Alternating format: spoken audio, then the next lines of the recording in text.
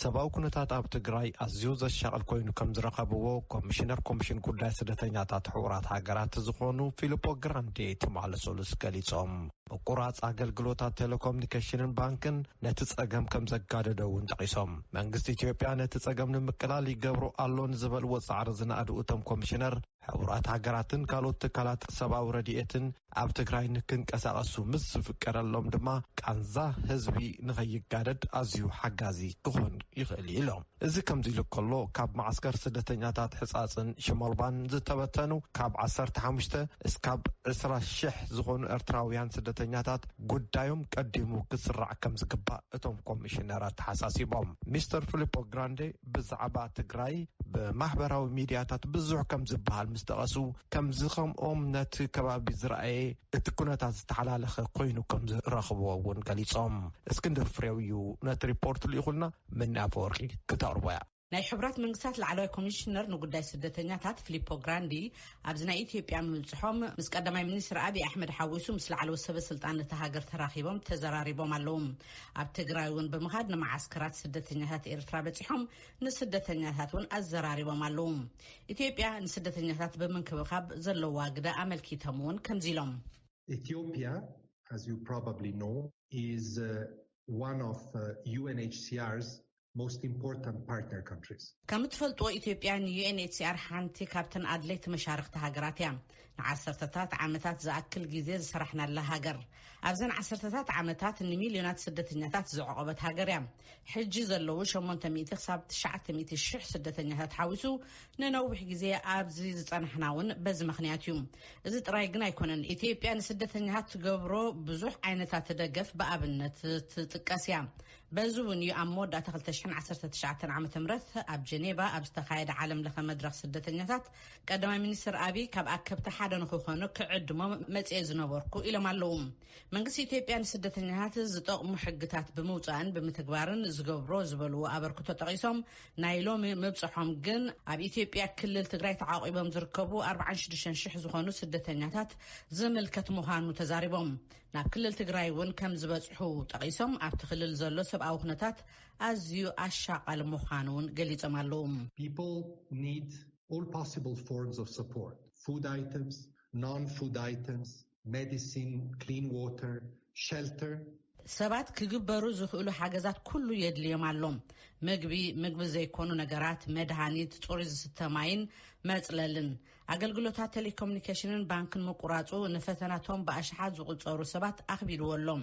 ስለዚ ኣገልግሎት እንደገና ክጅመር ምግባር ኣዝዩ ቀዳምነት ክወሃቦ ዝግብኦ ኢሎም ኮሚሽነር ፊሊፖ ግራንዴ ኣብ ትግራይ ዘሎ ኩነታት ጸጥታ ኣመልኪቶም እውን ዝበልዎ There has been some progress in the security situation, as we have heard from the government, although some isolated or scattered incidents continue to happen. ካብ መንግስቲ ከም ዝሰማዕናዮ እንተኮይኑ ኩነታት ጸጥታ ዝምልከት ዝተወሰኑ ዝተበታተኑ ፍጻመታት እንተሃለዉ እኳ ውሱን ምምሕያሽ ኣሎ ብርግጽ ኣብ ሓደ ቦታታት ብዕጡቃት ሓይልታትን ሚሊሻታትን ከምኡውን ኣብ እዋን ኩናት ከም ዘጋጥም ኩሉ ብገበነኛታት ዝፍጸሙ መጥቃዕትታት ከም ዘለዉ ተዓዚብና ኣለና ሰርቀን ጾታዊ ዓመጻትን ክፍጸሙውን ምኽንያት ኮይኖም ኣለዉ ከም ትፈልጥዎ ኣብ ቀረባ ሰሙናት 6 ሰራሕተኛታት ሰብኣዊ ረድኤት ብዝሕዝን ኩነታት ህይወቶም ሲኢኖም እዮም ኢሎም ኣብዚ ሰብኣዊ ጉዳይ ምስ መራሕቲ ኢትዮጵያ ምምይያጦም ዝገለጹ ፊሊፖ ግራንዲ ህጹጽ ረድኤት የድልውን ኢሎም ኣለዉ I do want to appreciate what the government is already doing to address this situation. መንግስት ነቲ ጸገም ንምፍታሕ ዝገብሮ ዘሎ ጻዕሪ ክንእዶ እደሊ ሕቡራት መንግስታትን ዓለም ለኸ ማሕበረሰብን ሰብኣዊ ደገፎም ንምዕባይ ድልዋት ምዃኖም ደጊመ ክገልጽ ፈቱ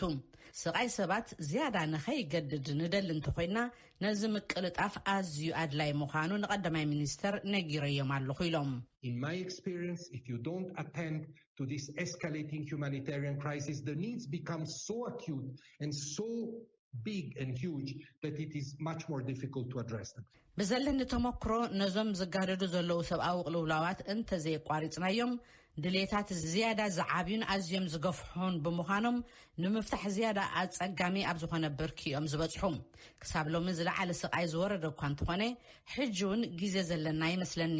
بمنصر زي مس منغست زغبرنا يوحنا صميط ካብ ልብ ዝቕበሎ በዚ ምኽንያት እዚ ኢሎም ኣለዉ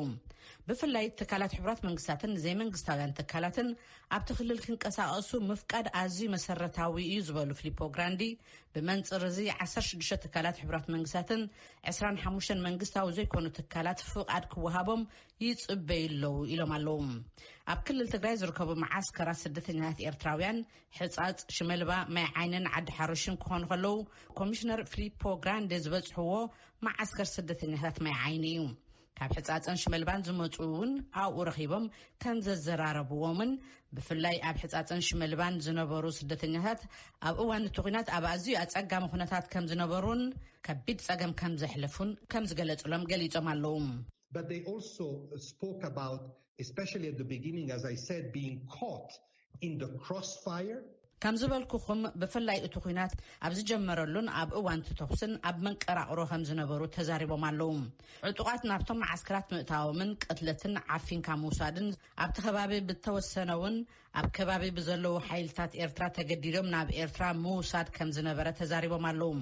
ካልኦት ከም ዝነገሩና ከዓ ካልኦት ኤርትራውያን ስደተኛታት ብስጋት ጸጥታ በፍቃዶም ናብ ሃገሮም ተመሊሶም ኣለዉ ቀዳም ጥራይ ዘይኮነስ ኣብ ካልኦት ኣጋጣሚታት እውን ሓያለ ጸብጻባት ሰሚዕና ኣለና ብርግጽ ኣዝዩ ዘሻቅል ጉዳይ እዩ ንመንግስቲ ብግልጽ ኣነጽረ ዘቕረብክዎ መጽዋዕታ እዞም ምግሃሳት ሕጂውን ይፍጸሙን ተሃልዮም ጠጠው ክብል ኣለዎ ብፍላይ ኣገዲድካ ናብ ሃገር መምላስ ከም እንፈልጦ ንዓለም ለኺ ሕግዝ ዝጥሕሱ ኢለ ንሰበስልጣን ነጊረዮም ኣለኹ ኢሎም ኣለዉ ፊሊፖ ግራንዲ ኣስዒቦም We had very frank and constructive engagement with the government on this issue. It is urgent. ኣብዚ ጉዳይ ምስ መንግስቲ ግልጽን ሃናጽን ምይጥ ነይሩና እዩ ንሱ ከዓ ኣብ ሽመልባን ሕጻጽን ዝተበተኑ ስደተኛታት ካብ 15 ክሳብ 25 ሽሕ ምናልባት እውን ካብኡ ቁሩብ ዝወሓደ ክኾኑ ይኽእሉ እዮም ነዚኦም ክንረኽቦም ኣለና ኢሎም ኣለዉ ፊሊፖ ግራንዲ ንስደተኛታት ሽመልባን ሕጻጽን ናብ ማይ ዓይንን ዓዲ ሓርሽን ንምስግጋር ኣብ ዝግበር ስራሕ ነቶም ዝተበታተኑ ናይ ምድላይ ስራሕ ክቀላጠፍ ኣለዎ ድሕሪ ምባል ቀዳማይ ሚኒስትር አብይ እውን ነዚ ብውልቀይውን ክከታተልየ ኢሎም ኣለዉ ፊሊፖ ግራንዲ ኣስዒቦም ነቲ ብሚሊሻታት ሓይልታት ወጻእን ካልኦትን ተፈጺሙ ዝበሃል መጥቃዕትታትን መንግስቲ ኢትዮጵያ ብግልጽ ብምምርማር ንፈጸምቱ ተሓተተ ክገብር ኣለዎ ዝበሉ ፊሊፖ ግራንዲ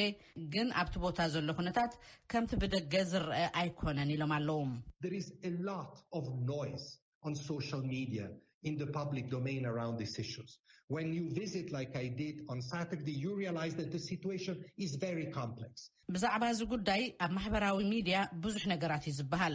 ከምቲ ብቀዳም ከይደ ዝረኣኽዎ ከድኩም ምስ እትበጽሑ ግን እቲ ኩነታት ዝተሓላለኸ ምዃኑ ትግንዘቡ ሓያለ ተኽሲ ብኩሎም ወገናት ሓያለ ምጥሓሳት ነይሮም እዮም እዚኦም ኩሎም ብገለልተኛ ክምርመሩ ኣለዎም ኢሎም ኣለዉ ፊሊፖ ግራንዲ ኣብቲ ብማንዛ ወይ ከዓ ብቨርቹዋል ዝሃብዎ ጋዜጣ